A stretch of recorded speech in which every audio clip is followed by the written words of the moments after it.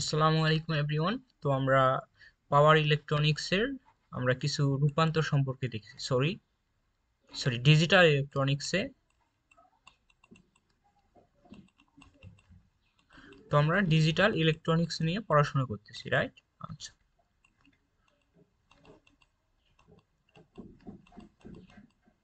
তো আমরা ডিজিটাল ইলেকট্রনিক্সের আমরা প্রথম দুইটা ভিডিওতে জাস্ট আমরা বেসিকটা দিয়েছি। তো এই ভিডিও থেকে আমরা দেখব রূপান্তর। হ্যাঁ, তো আমরা রূপান্তর কিভাবে করব, যেমন বাইনারি থেকে যে কোনো একটা সংখ্যা পদ্ধতিতে বা অন্য একটা সংখ্যা পদ্ধতিকে কিভাবে বাইনারিতে এভাবে কিভাবে আমরা রূপান্তর করতে পারি এই সম্পর্কে আজকে আমরা ভিডিওতে জানবো, রাইট? আচ্ছা। তো ভিডিওটা শুরু হওয়ার আগে আমাদের সার্কিট বাংলা একাডেমি চ্যানেলটিকে অবশ্যই একটু সাবস্ক্রাইব করবা। তো দেখো, আজকে আমাদের টপিকটা হচ্ছে রূপান্তর। হ্যাঁ, আমি বাংলায় লিখতেছি। তো আমার একটু মাউসের সমস্যা, যার কারণে হয়তো একটু লেখাগুলো একটু খারাপ হচ্ছে। আচ্ছা, যাই হোক। তো দেখো, রূপান্তর। তো রূপান্তরের ক্ষেত্রে আমাদের তিনটা কেস একটু মনে রাখতে হবে, রাইট? আচ্ছা, এই তিনটা কেস যদি তোমরা মনে রাখতে পারো তাহলে ইজিলি তোমাদের এই রূপান্তরগুলো অনেকটাই তোমাদের কাছে ইজি হয়ে যাবে। হ্যাঁ, কোয়াইট সিম্পল হয়ে যাবে। তো আমরা কেস নম্বর ওয়ানে দেখবো। Case one, right? তো আমরা কেস ওয়ানে ডেসিমাল থেকে যে কোনো একটা সংখ্যা পদ্ধতিতে যাব। হ্যাঁ, তো কেস ওয়ানে আমরা ডেসিমাল থেকে, সরি ডিসিআই, ডেসিমাল থেকে অর্থাৎ যে কোনো একটা সংখ্যা পদ্ধতিতে আমরা যাব। যেমন বাইনারি প্রথমে যাব, ডেসিমাল থেকে প্রথমে বাইনারিতে যাব, তারপর ডেসিমাল থেকে তারপর আমরা কি দেব, অক্টালে যাব, তারপর আরেকটা আমাদের সংখ্যা পদ্ধতি অর্থাৎ ডেসিমাল থেকে আমরা হেক্সাডেসিমালে যাব।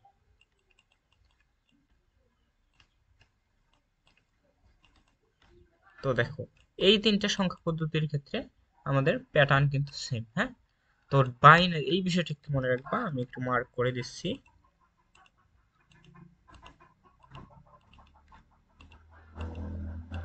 সরি।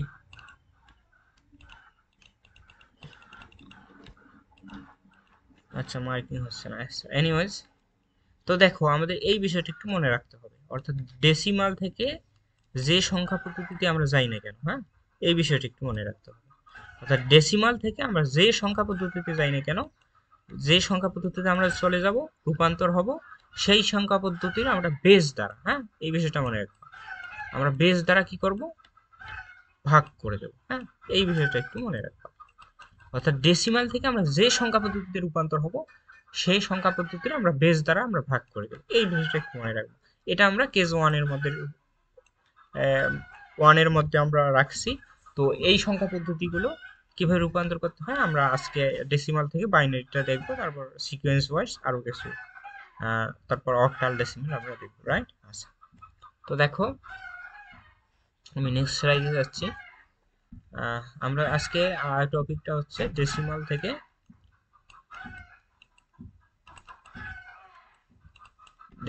থেকে, আমরা কিসে যাব, বাইনারিতে। তো আমি ডেসিমাল থেকে আজকে বাইনারি সংখ্যা পদ্ধতির রূপান্তরটা দেখাবো, রাইট? আচ্ছা, তো ডেসিমাল থেকে বাইনারি সংখ্যা পদ্ধতিতে রূপান্তর আমি প্রসেসটা বলেই দিলাম। অর্থাৎ ডেসিমাল থেকে যে পদ্ধতিতে আমরা যাই না কেন, সেক্ষেত্রে আমাদের আমাদের বেস দ্বারা মেনলি কি করতে হবে, ভাগ করতে হবে। হ্যাঁ, তো আমি একটা এক্সাম্পল, অ্যাজ ইউজুয়াল একটা এক্সাম্পল লই। যেমন 52, এটা ধরো নিলাম ইচ্ছা মতো একটা। 52 আমাদের কি ডেসিমালে দেওয়া আছে, এটাকে আমাদের বাইনারিতে কত হবে এটা আমাদের এখন বের করতে হবে। হ্যাঁ, তো এটা হলো আমাদের কোশ্চেন। হ্যাঁ, তো এটা বাইনারিতে বেস 2 না? হ্যাঁ, 2 দিয়ে দিয়েছে এই কারণে, এবং কোশ্চেন মার্ক দ্বারা এটা মানটা কত হবে সেটা আমাদের বের করতে হবে। হ্যাঁ, আচ্ছা, ওকে। তাহলে দেখো, আমি যেটা বলছিলাম, অর্থাৎ আমরা প্রথমে সংখ্যাটা লিখবো, লেখার পর আমরা এটাকে ভাগ করব। হ্যাঁ, এটাকে আমরা ভাগ করব। তো কত দ্বারা ভাগ করতে হবে, আমাদের এই যে বেজ আছে, বেজ যত আছে এত দ্বারা আমাদের ভাগ করতে হবে। তো আমরা বেজ দ্বারা ডিভাইড করলাম, তাহলে এইটাকে যদি 2 দ্বারা ভাগ করি তাহলে আমাদের কত হবে। তো ভাগ করার ক্ষেত্রে আমাদের একটা এখানে একটা লক্ষণীয় বিষয় রাখতে হবে, অর্থাৎ ভাগ করার পর যে ভাগশেষটা থাকবে এখানে লিখতে হবে।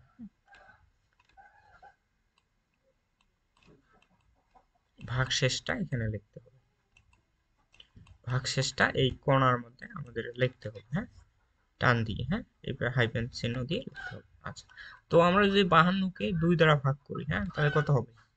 26 না? রাইট, ওকে। তো 26 দুগুণে আমরা জানি 52, হ্যাঁ। তাহলে এই ক্ষেত্রে কি কোনো ভাগশেষ থাকে? থাকে না। এই কারণে আমরা এখানে 0 লিখবো, হ্যাঁ, ওকে। তো আবার আমরা 26কে যদি 2 দ্বারা ভাগ দিই তাহলে কত হবে? 13, রাইট। 13 দুগুণে 26, কিন্তু ভাগশেষ কি আছে? না। তো এখানে কত হবে? 0, ওকে। তো আবার যদি আমরা 2 দ্বারা ভাগ করি তাহলে কত হবে? এখানে 2 দ্বারা ভাগ করলে 7 দুগুণে 14, একটু বেশি হয়ে যায়। আমরা 6 দিয়ে যদি দেই তাহলে কত হবে? সরি, 2 দুগুণে, সরি, কি বলতেছি, আচ্ছা, দেখো 6 দুগুণে কত হবে? 12, রাইট। তো আমাদের কিন্তু ভাগশেষ 1 থেকে যায়, হ্যাঁ।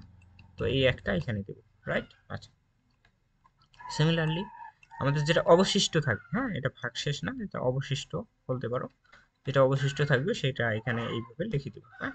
তো আবার আমরা যদি 2 দ্বারা ভাগ করি তাহলে কত হবে? 3, রাইট। এক্ষেত্রে ভাগশেষ থাকবে না, এক্ষেত্রে 0। আবার 3 দ্বারা ভাগ করি, সরি 3 দ্বারা না, 2 দ্বারা, বেস দ্বারা আমরা ভাগ করবো। 2 দ্বারা যদি ভাগ করি তাহলে আমাদের কত হবে? 2 1 2, 1 হবে, রাইট। আচ্ছা, তার ভাগশেষ কত থাকবে? সরি, এখানে 0 না, এখানে 1 থাকবে, হ্যাঁ। দেখো 2 1 2, তাহলে 3 করতে হলে আর কত থাকে? 1, তাহলে 1 এখানে ভাগশেষ থাকবে। আচ্ছা, তো আমাদের এই পর্যন্ত রাখলেই হবে না, হ্যাঁ। অর্থাৎ এই মানটা কি? অর্থাৎ এই মানটাকে আমাদের 0 করতে হবে, এই নিচের মানটাকে। যতক্ষণ না 0 হবে ততক্ষণ আমরা ভাগ করতেই থাকবো। তো আবার যদি 2 দ্বারা ভাগ করি তাহলে কত হবে? 1 কে তো 2 দ্বারা ভাগ করা যায় না, দ্যাট মিনস এখানে হবে 0 আর এখানে 1। এই বিষয়টা একটু মনে রাখবো, হ্যাঁ। আচ্ছা, তাহলে দেখো এখানে আরেকটা বিষয় হচ্ছে, লক্ষণীয় বিষয়। তো আমরা ভাগ করার পর এই যে বিষয়গুলো পাইলাম, এই বিষয়গুলো আমাদের নিতে হবে, হ্যাঁ। এই কয়টা মান আমাদের নিতে হবে। এখন আমরা কিভাবে নিব? উপর থেকে নিব না নিচের থেকে নিব? এই বিষয়টা একটু লক্ষ্য রাখতে হবে। আমাদের নিচের মানটাকে, হ্যাঁ, নিচের মানটাকে আমরা এমএসবি বলি, হ্যাঁ। যদি পূর্ণ সংখ্যা হয় সেক্ষেত্রে আমাদের নিচের মানটাকে এমএসবি বলি। অর্থাৎ এমএসবি দ্বারা কি বোঝায়? Most significant bit. আর উপরের মানটাকে বলা হয় এলএসবি, অর্থাৎ লিস্ট সিগনিফিকেন্ট বিট, হ্যাঁ, লিস্ট সিগনিফিকেন্ট বিট। তো আমরা অলওয়েজ কি করব? মোস্ট সিগনিফিকেন্ট বিট থেকে লিস্ট সিগনিফিকেন্ট বিটের দিকে অগ্রসর হব। তাহলে দেখো 25কে যদি আমরা, সরি 52কে ডেসিমালকে যদি আমি বাইনারি করি তাহলে মানটা কত হবে? দেখো, তাহলে আমরা কি হবে? এমএসবি থেকে, মোস্ট সিগনিফিকেন্ট বিট থেকে এলএসবি, অর্থাৎ লিস্ট সিগনিফিকেন্ট বিট দিকে আমরা চলে যাব। তাহলে মানগুলো নেই 1 1 0, তাহলে কত হবে? 1 1 0, তারপর কত হবে? 1 0 0, হ্যাঁ, 1 0 0, এর মানটা কত হবে? দশমিকে চলে আসে। এই হলো আমাদের মেইনলি দশমিক থেকে, সরি বাইনারি, ডেসিমাল থেকে আমাদের বাইনারিতে কনভার্ট করা নিয়ম।